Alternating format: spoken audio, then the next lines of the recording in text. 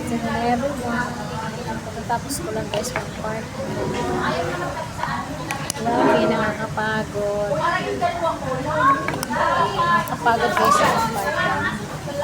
Re-relax muna tayo. Relax muna natin. Nag-part-time ako ng 6 hours, 10 to 4. Now, nakatambay ako sa KFC. Tambay. Kaya tapos na ako guys kumain. Yan, no? Wala nang ang laman. Pwede naman dito magtambay kung hanggang gusto mo. Kaya magre-retouch muna tayo ng mukha. Kasi maya-maya, pauwi na ako. Retouch muna tayo guys.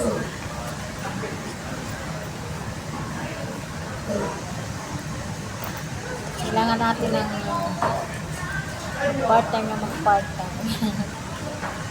Wala nang pahinga.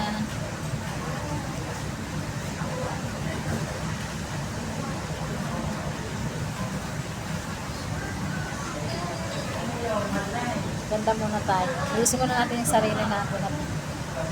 Na haggard ako kanina. Medyo nakapagod.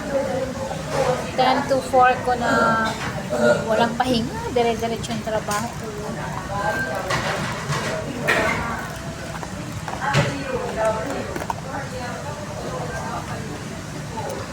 Papula muna tayo ng lips para tayo lumandang.